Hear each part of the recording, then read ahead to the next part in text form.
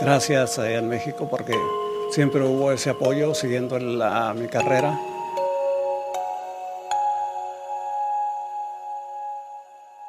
That's you, right? Yeah.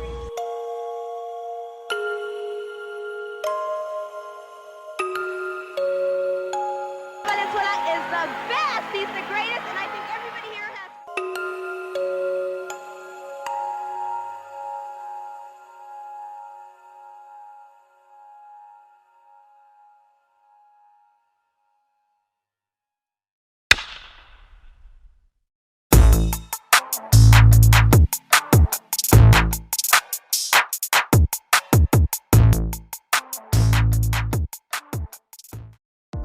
Este es un rincón olvidado del quemante desierto de Sonora en la década de los 60, llamado Etchohuaquila, donde un introvertido niño que estudiaba la primaria, humilde campesino, jugaba al béisbol con sus hermanos en ese polvoriento campo, bajo un sol candente con temperaturas superiores a los 40 grados centígrados.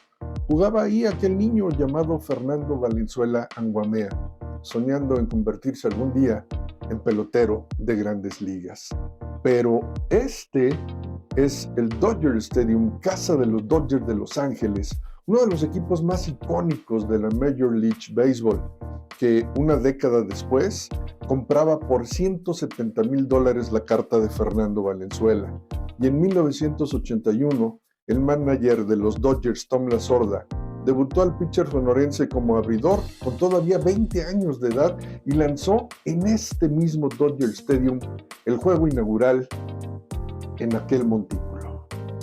A partir de ese momento comenzó el fenómeno deportivo y sociológico de El Toro y la Fernandomanía, que abordaré a profundidad en este documental producido meticulosamente mediante una investigación exhaustiva, que busca explicar las causas y consecuencias de lo que generó Valenzuela en los Estados Unidos, en México y en el béisbol de las grandes ligas, bajo todo su contexto deportivo, pero también personal, familiar, político, social y económico.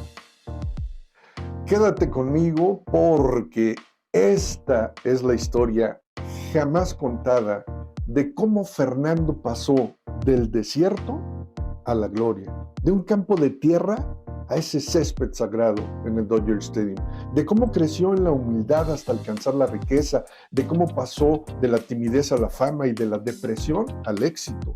Acomódate en casa, prepárate una buena botana, destápate una chela bien helada, porque voy a desmentir todos los mitos en torno a él, a Fernando Valenzuela, porque voy a esclarecer muchos datos incorrectos, las historias mal contadas, los eslabones perdidos, pero sobre todo te voy a revelar los pasajes completamente desconocidos de su vida personal y de su trayectoria.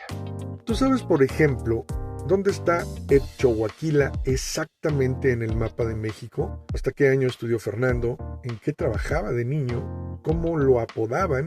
¿Por qué jugaba béisbol? ¿Quién era su manager en su olvidada ranchería de Sonora? ¿Sabías que Mike Brito no fue quien lo descubrió? Entonces, ¿quién fue su padrino? ¿Qué impacto tuvo en su vida dejar Etchohuaquila para jugar béisbol profesional? ¿Cuándo, cómo y con quién se casó? ¿Por qué eligió jugar con el número 34 en los Dodgers? ¿Cuánto le pagaron por firmarlo? Si no sabía hablar inglés, ¿cómo se comunicaba dentro y fuera del equipo? ¿Cuántos títulos ganó en 1981, el año de la Fernandomanía?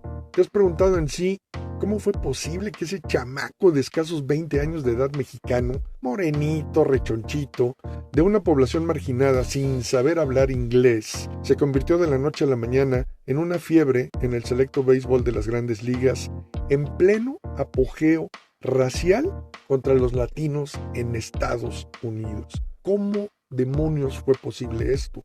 Porque la Fernandomanía, créeme, no fue obra de la casualidad, pero tampoco se suscitó solamente por los logros deportivos del Toro.